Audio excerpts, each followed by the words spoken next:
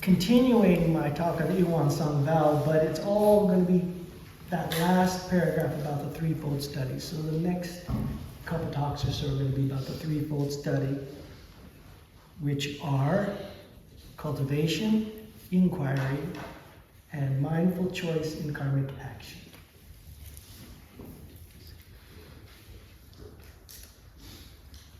Cardinal Chongsan, in the Dharma discourses, quoted the founding master in this way about the threefold study. It's chapter 8 to chapter 6, Exposition of Scriptures, verse 18. The master said, "As we proceed with our practice of the three study of cultivation, inquiry, and choice, ultimately the goal of cultivation is liberation. The goal of inquiry is great enlightenment, and the goal of choice is right meaning." We'll talk about cultivation today. The goal of cultivation is liberation. That's huge. So cultivation, we just generally call it meditation. So the goal of meditation is liberation. And this is meditation in all its forms. Seated meditation, walking meditation, chanting meditation, and everyday life. Because of course, we know that the goal is to be in a meditative state even when we're in action in our daily lives. So cultivation of the spirit is liberating us in every situation in our lives. I have had a very rocky relationship with meditation, and some of you may also have had that in the past. May continue to have that. And it's understandable because when you think of Buddhism, people generally, the first thing they think of is, oh, sitting meditation. When people come and visit for the first time, often they say, oh, I just want to start meditating. So they come to Buddhism to start meditating. Meditation seems to be the be-all and end-all of Buddhism. I felt that way before I got involved and learned what all teachings and practices were. So if your mind is so attuned to meditation, of course it's going to exaggerate its importance. It's going to create all kinds of emotions and judgments that make meditation a difficult thing to do. So it's kind of ironic that the core of the practice is such a difficult thing to do because why?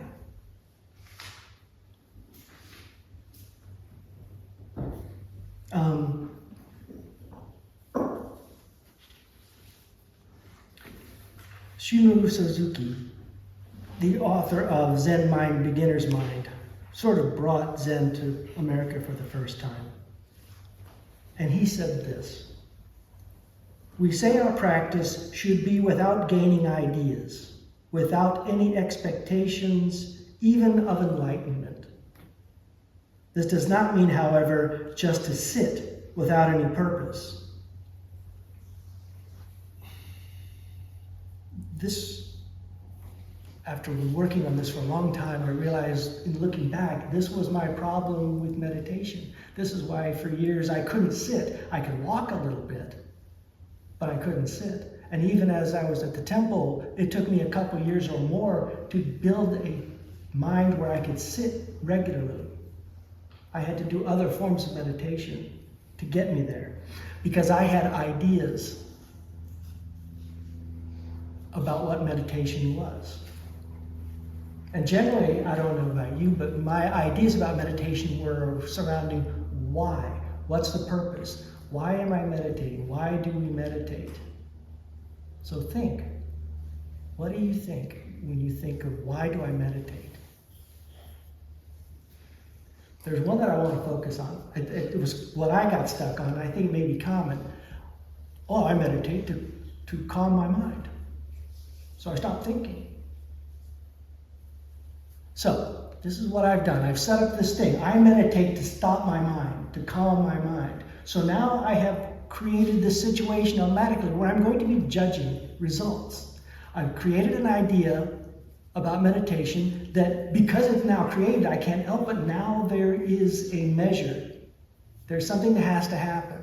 And if it happens, good. If it doesn't happen, bad. So now there's discrimination and there's attachment to I want what I want. I don't want what I don't want. So boom, we have set ourselves up for aggravation and frustration and self-judgment. Now, if I go to a dinner party and I am told by the hostess, don't use that fork, use that fork. You don't want this wine, you want that wine. Don't put your napkin in your shirt, put it in your lap. I'm not going to have a very good time at that dinner party, and I don't want to go back. So when we do that to our meditation, we're being bad hosts. And why would we want to come to a party we're hosting?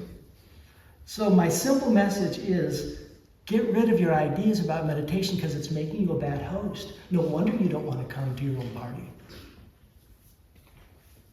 So let's talk about what our purpose is.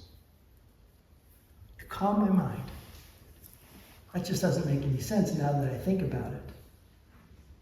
So here I am, I'm meditating, I'm going to calm my mind. We have our method. We choose our point of focus, generally it's our breath, but there are other things. So here I am, I'm focusing on my breath, I'm focusing on my breath, and then I pass out, and I find myself across town. And I come to it, and I go, what am I doing in Malvern? I'm supposed to be watching my breath, and so I go back. And I go, I had a thought. And now I've judged myself, I've failed. And that happens over and over and over again, over minutes and hours and months and years.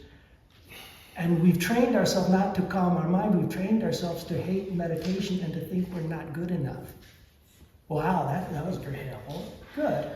Practice is going swimmingly.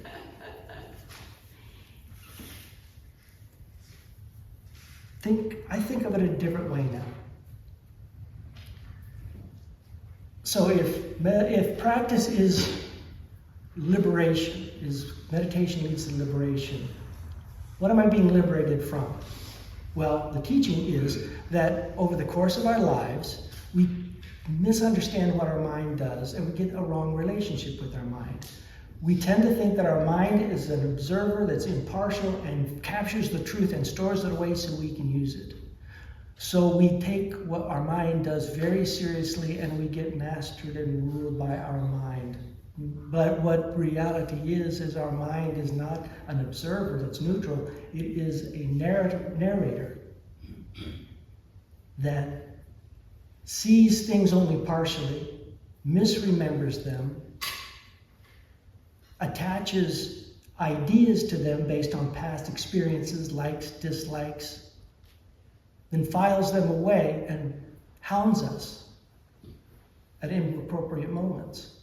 So we let our mind master us.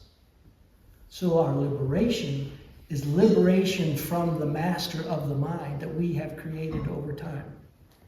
It's not wrong. You have to do that in order to be able to navigate everyday life. The problem is we forget what our relationship is. We think we are a slave to our minds when we should be the master of our minds, and meditation is that liberation. Now, I can't sit down every day and go, okay, here I'm going to liberate myself right now. Because if I can't quiet my mind, I'm certainly not going to liberate myself. What I do is I think of meditation as a laboratory,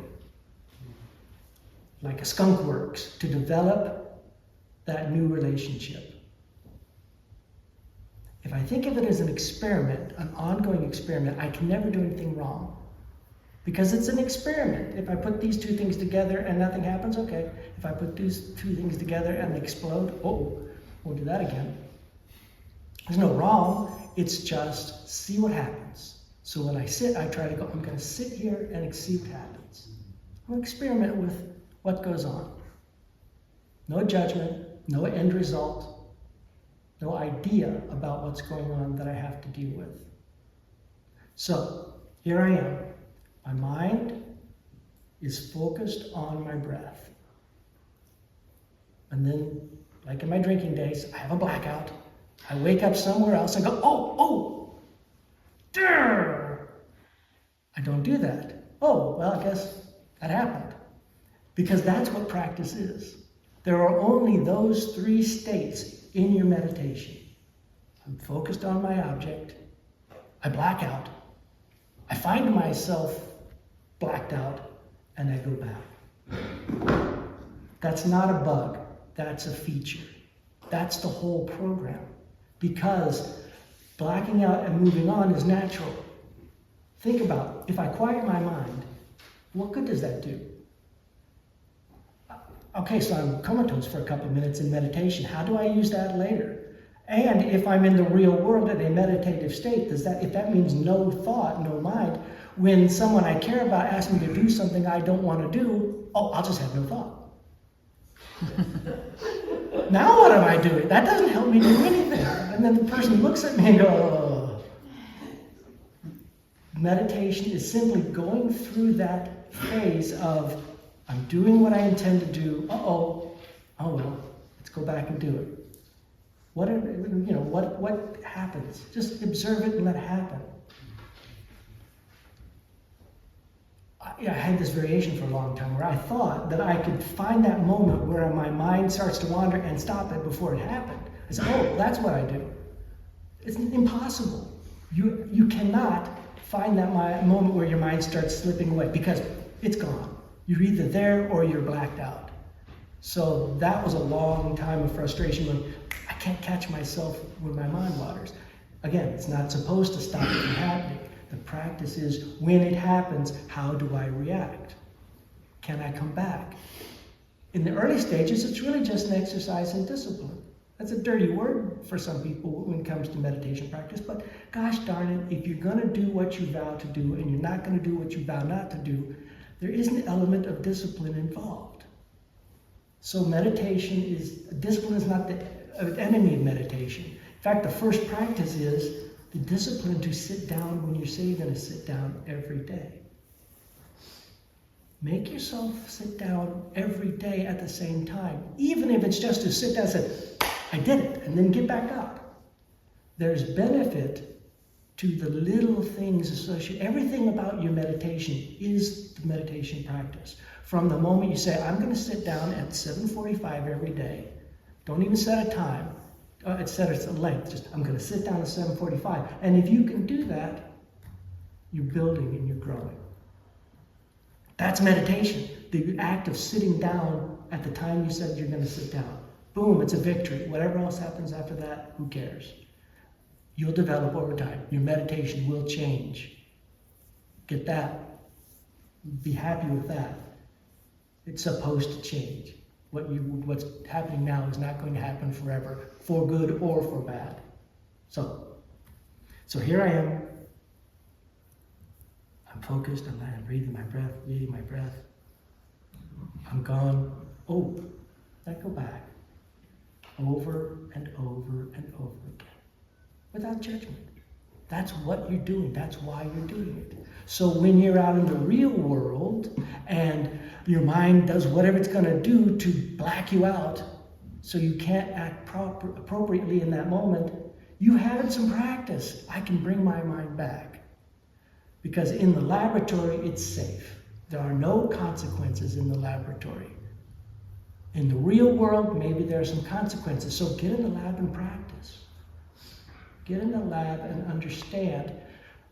I'm not going to go into any of the results because I don't want to taint your practice. It's yours.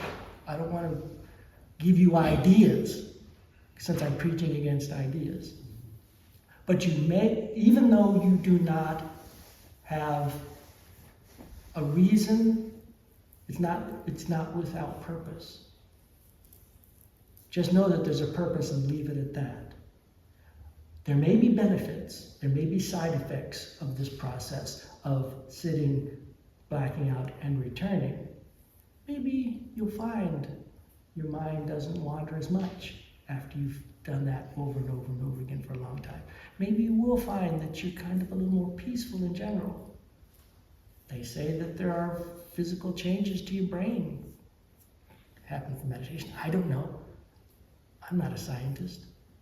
But it doesn't matter to me what the benefits might be because generations, millions of practitioners have taught us that this is maybe the best way to live your life is to take that time to practice meditation. And I'll just take their word for it and see what happens.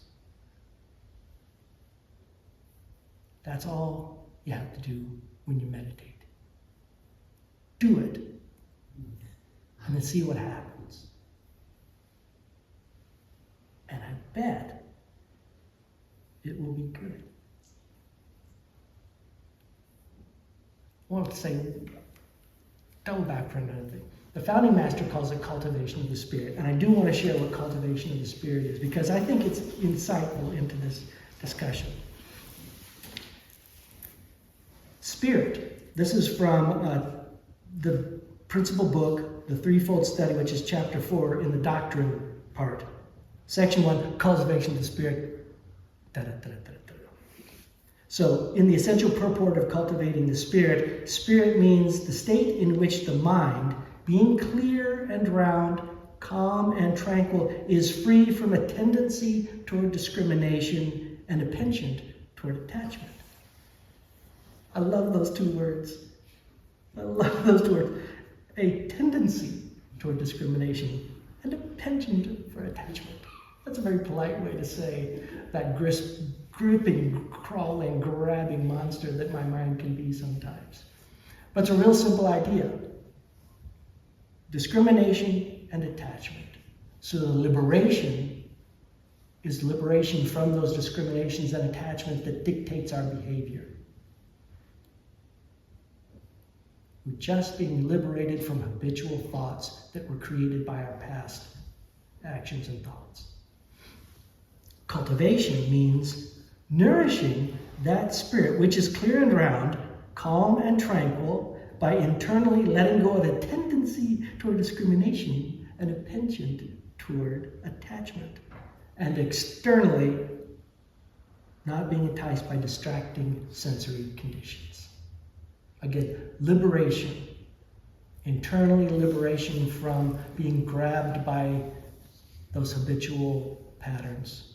Externally, not letting things that are going on out there disturb your inner tranquility and control and discipline.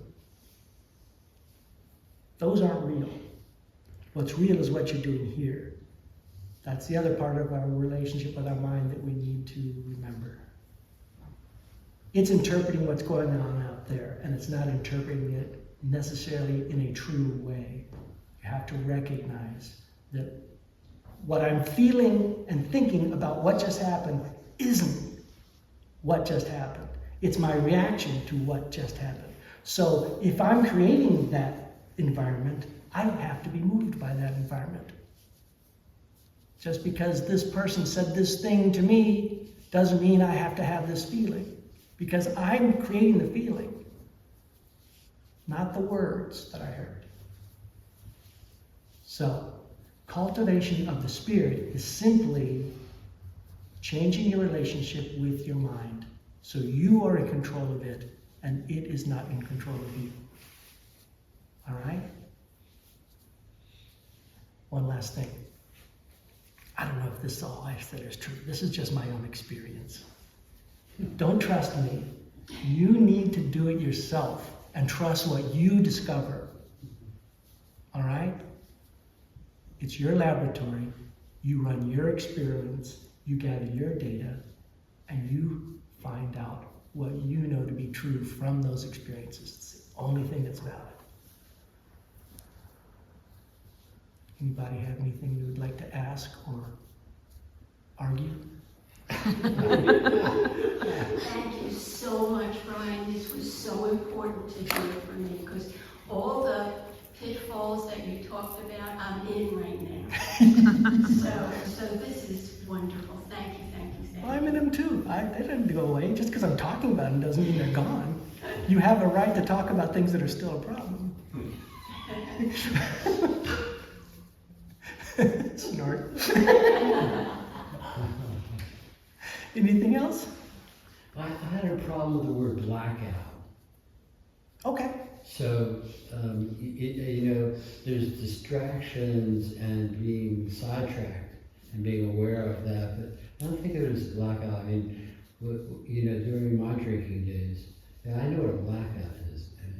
be fully unconscious. But you can become conscious. There's some awareness that still remains. And you say, oh yeah, there I am over there, kind of wandering off somewhere. I understand what you're saying. In my experience, I'm here in my mind, I'm in my lower belly, I'm just, and what I try to do is another thing that my expectation is, I don't grind on that spot anymore, because it created this effort to grind on that spot. So I try to open up, and I'm there when I come back, but then I'll let the bird I hear, or the air conditioner turning on, or anything else in the environment. It's really just being open and in the moment. And then I black out, because I never am aware of that transition.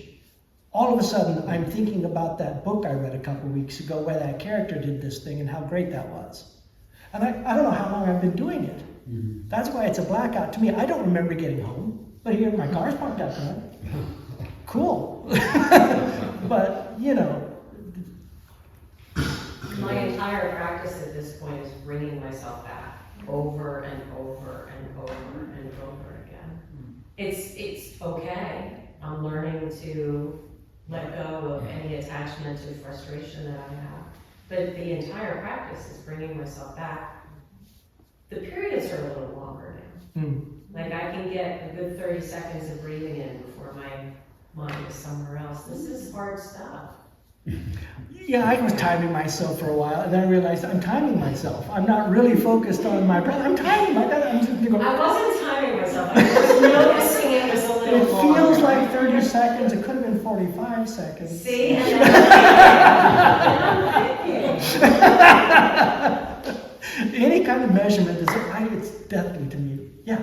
Oh, I was just gonna say as well, thank you for this talk, because as we were doing our practice today with sitting meditation, I achieved something that I have never known that I wanted to achieve, and then as soon as we were out of sitting meditation, I couldn't do it anymore. So all I could think about was, why am I able to do this during this time? But as soon as we start chanting again, the meditation that I feel personally closest to being able to find that state of mindlessness, in quotation marks for those who can't see me right now. Why am I not able to do this thing that I didn't even know I wanted to be able to do? But then hearing your talk, I was like, well, why am I upset about that? I should be happy that I found something that I am able to do at this time that I didn't think I was going to be, because it never came to my mind before. Why is this something that I'm upset about not being able to do outside of sitting meditation? Why am I not proud of myself for finding another step in meditation that I didn't know was there?